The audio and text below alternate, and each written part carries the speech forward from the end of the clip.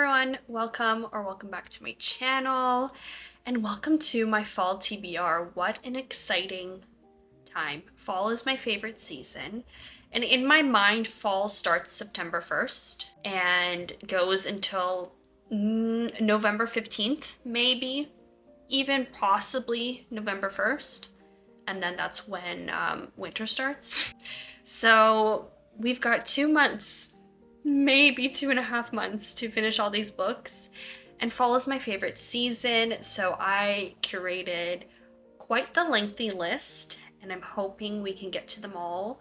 Thankfully, fall and winter reading to me is quite similar, so I feel like even if I don't get to these in the fall, I will have the chance to get to them in the winter, especially because winter here in Canada is like 18 months long. I've got 15 books here to talk about across a lot of different genres. I have them on the floor, but we've got fantasy, some YA, nonfiction, classics, general fiction, some mystery, some horror, lots of things. I'm definitely more of a cozy fall reader rather than a spooky fall reader. I think we all know this by now, but so you're not going to see a lot of horror, I would say, but some spookiness here and there. Oh, we can do a quick recap of my summer TBR.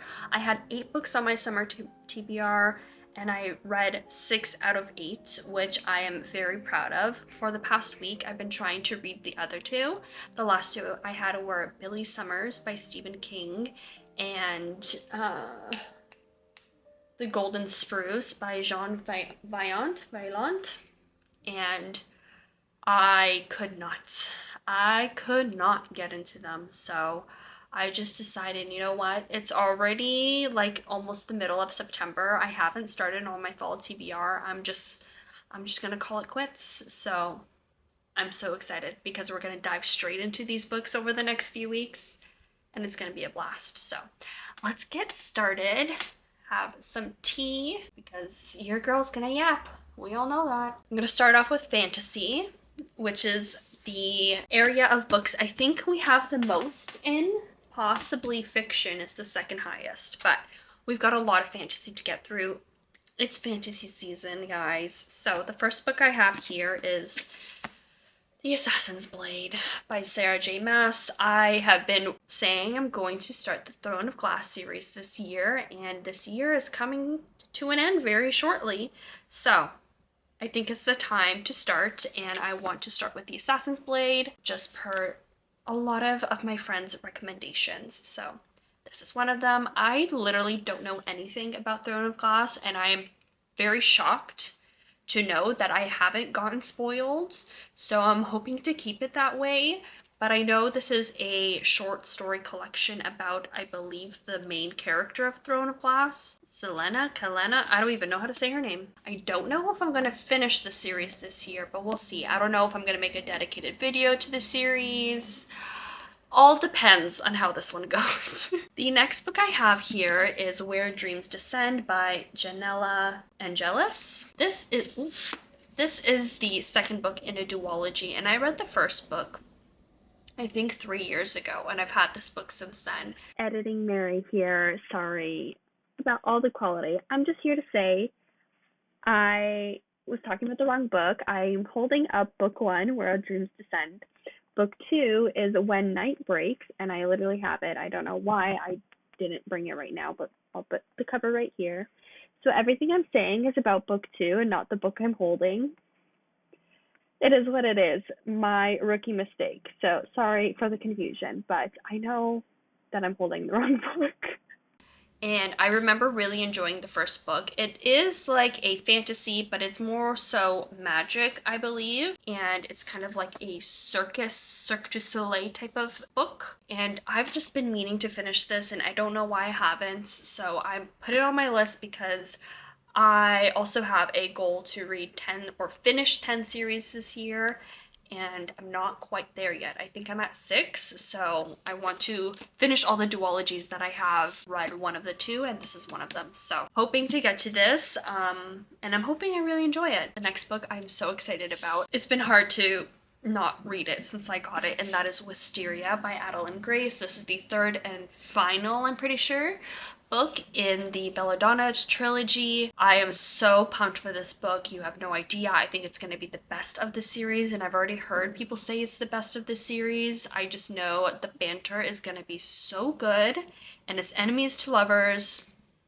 Adore it. But I really recommend this series, especially if you're a beginner in fantasy. It's very approachable, very easy, and so much fun. And then lastly, I want to read The Priory of the Orange Tree. This has been on my 24 and 2024, and I've been putting it off. And I think because it looks so gigantic is why I've been putting it off. But when I look at the page count, it's only a bit over 800 pages. This is bigger than my copy of War and Peace, and War and Peace is over 1,000 pages. I don't know who did the binding in this book, and there's so many gaps, and the writing is big, so I think it should be a quick read, but I know this world can be a little bit confusing to get into, as is with many fantasy worlds, so we'll see how that goes. But I definitely want to get to this book, and let me know if you want a dedicated vlog for this, because I know a lot of people love this book to bits, so let me know. All right, next we've got fiction, and I have 3 books here. The first one is The Story of a New Name by Elena Ferrante. This is the second book in the Neapolitan Quartet, but My Brilliant Friend is the first book, and I literally just finished that last week. And I think that's why I was having trouble finishing the other books in my summer TBR, because that book gave me a book hangover. It was so good. And right away I was like, okay, I adjusted my fall TBR to add this to it because I need to continue this series as soon as possible. I am very intrigued to see where this story goes. It kind of left off on not like a cliffhanger, but it's like in the middle of a story. So you don't really get a concrete ending or like a resolution before the next book. It just ends off at a scene and you gotta continue on. Very intrigued, and this one is bigger than My Brilliant Friend. So next we've got Haruki Murakami's Kafka on the Shore. This has also been on my yearly TBR, and I just have not gotten to it. This copy is so water damaged. This would have been my first Murakami, but I'm currently listening to his, I guess, memoir, What I Talk About When I Talk About Running. What I Think About When I Talk About Running. What I Mean When I Talk About Running. What is it called? Yeah, What I Talk About When I Talk About Running. And I love that book so far, and I'm over halfway through, so I am excited. A lot of people have different recommendations as to where to start with Haruki Murakami's writing, but I think Kafka on the Shore I'm gonna start with. My boyfriend has read, I think, about 5 or 6 of his works, and he said to start with this, so we're just gonna start with it. I know it's magical realism. Very intrigued. The next book I want to read is Lincoln in the Bardo by George Saunders. I don't know anything about this book, and I don't really want to read the back because I love going into books pretty much blind, but I've been seeing this everywhere because it was on the New York Times 100 Best Books of the 21st Century, or whatever that article is. And I previously have seen a lot of people talk about this, and honestly, I bought this book because I really liked the cover. And I remember reading the back and being like, ooh, that's interesting. It even has like New York Times 100 Notable Books book review, Bookerman Prize winner. So anyways, don't know what it's about. I've been very intrigued to pick it up, so I thought I could put it on this list so, you know, I have more of a reason to pick up the book.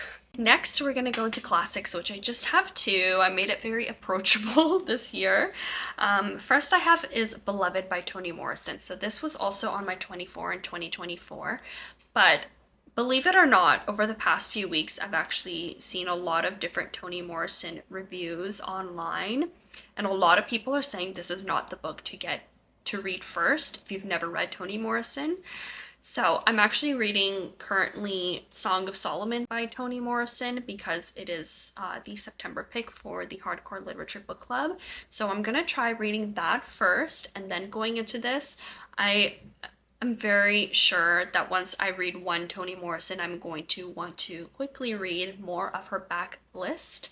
So I'm keeping this on this list, but it might end up going into my winter TBR. I'm not sure, but I do want to finish this for this year because I did put it on my 24 and 2024. I know this is a very hard book to read. It is heavily based on slavery, and I believe ghosts are in this book. I could be completely wrong, but I'm pretty sure I've heard about those few things and tidbits in this book. So, very intrigued and very excited. I cannot wait to start reading Toni Morrison. I have yet to pick up Song of Solomon, but I'm going to have to start it sometime this week. So, I'll let you guys know how that goes. And then the last classic I want to read is Mansfield Park by Jane Austen. I am so sad that I'm swiftly going through Jane Austen's backlist because I don't think I have much more after Mansfield Park. I think I may have 3 books left of hers, possibly more, maybe some of the books that are lesser known I haven't read, but I think I've read 2 or 3 of Jane Austen's works this year. I think 2. And very sad that there's not many left, but I know Jane Austen is a author I will definitely reread in the future, so no fret there. But and I also have quite a bad memory, so a lot of the times when I read books and then I reread them, I forget a lot of things. I do remember main plot points, but I forget the small bits and pieces that really make a book come together. And so rereading is always so much fun because of my selective memory. Oh, I do not know anything about Mansfield Park. I think this is one of her least recommended books, though, if I am mistaken. I don't think so. I think a lot of people don't like this book, so we'll see. Next, we've got 2 nonfictions that I'm very, very, very excited to start. And the first one is Joan Didion's The Year of Magical Thinking. I have not yet read anything by Joan Didion, but I picked up The Year of Magical Thinking because so many people have recommended it. And so I am very intrigued. I don't know much about this book. It's a stunning book of electric honesty and passion. Joan Didion explores an intensely personal yet universal experience, a portrait of a marriage and a life in good times and bad that will speak to anyone who has ever loved a husband or a wife or a child. I'm hooked. I can't wait. So this one, I'm very excited. I've heard wonderful things about Joan Didion, and I'm sure, just like Toni Morrison, she will swiftly become an author that I need to read more of once I've read 1 book by her. Then next, I have H is for Hawk by Helen MacDonald. This is a nonfiction book as well, and I believe it's about Helen MacDonald, who as a child was determined to become a falconer, and then I think her dad passes away and it like makes her push to actually go and train as a falconer. I can't wait. I heard so many wonderful things about this book online. I believe I first heard it on Plant Based Bride's channel. I might be mistaken, but I'm pretty sure I have. Once I found out about this book, then I kept looking about it online and raving reviews. So I'm very excited. I don't know how many times I've said excited, intrigued, all of those things. The vocabulary needs some expanding here, but I'm just so thrilled and excited for all of these books. We have YA and middle grade. I put them together just because I only had one of each. But the first book we have here is A Good Girl's Guide to Murder by Holly Jackson. I have heard wonderful things about this series, and I know it just became a show on Netflix, so I do want to read this so I can go watch the show. But I've heard that this is a very addictive series, and once you read one, you kind of just want to fly through the rest of them. I don't know much about this, so let's see. A senior, Andy Bell, was murdered by her boyfriend, Sal Singh, who then killed himself. 5 years later, Pip sees how the tragedy still haunts her town. Pip decides to re-examine the closed case for her final project, as first just to cast doubt on the original investigation, but soon she discovers a trail of dark secrets that might actually prove Sal innocent. Ooh, okay. So definitely YA and true crime related. I'm excited. I love true crime, so sounds like a good time to me. And then, hi Spice. Spice is over here, rubbing up on the pile of books I have. Let me see if I can get you guys a clip. Spice.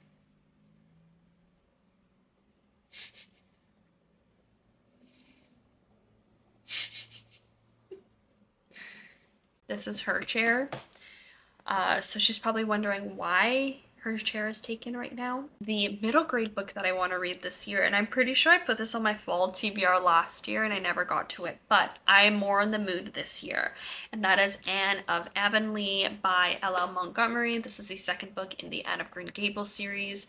I read Anne of Green Gables 2 years ago. I sobbed reading that book. I absolutely loved it, obsessed with it, and I just feel like I was not emotionally ready to get into this book.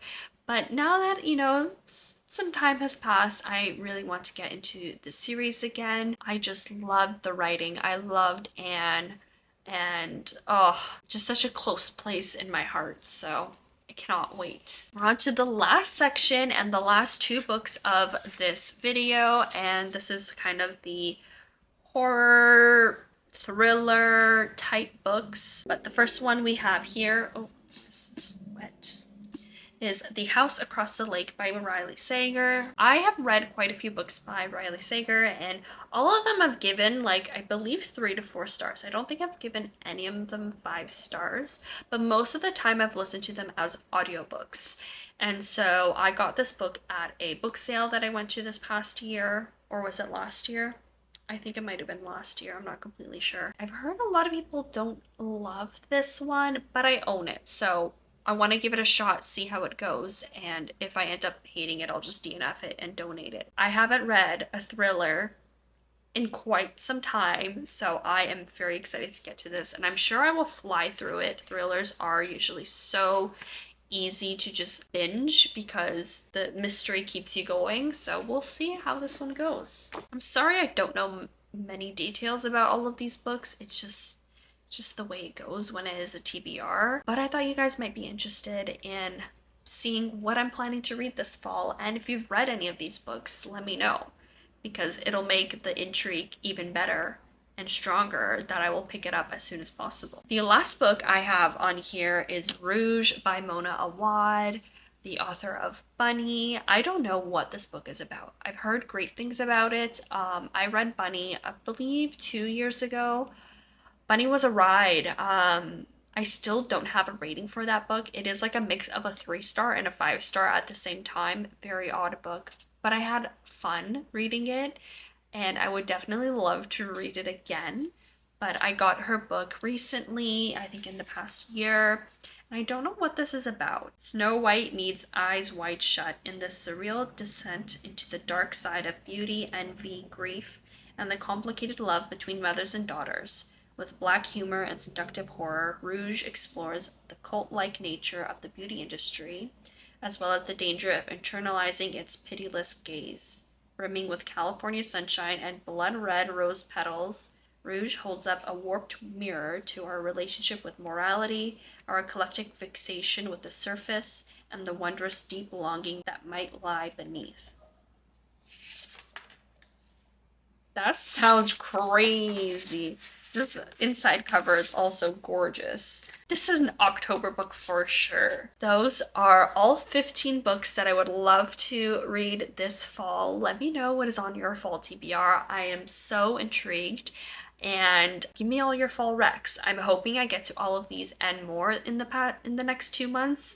We'll see. I'm really like crunching my time here, but like I'm already in that mood where don't ask me to go anywhere. I'm staying home under a blanket with my tea and my cats, and I'm reading. That's my plans for the next 6 months. So if you want to get a hold of me, you won't. Thank you all for spending this time with me. I hope you enjoyed today's video, and I will see you all very, very soon. Bye! Lazy Sunday mornings, hiding under covers. I don't mind staying in with you. Play your favorite movie, laying right beside me. I don't mind when it's just us.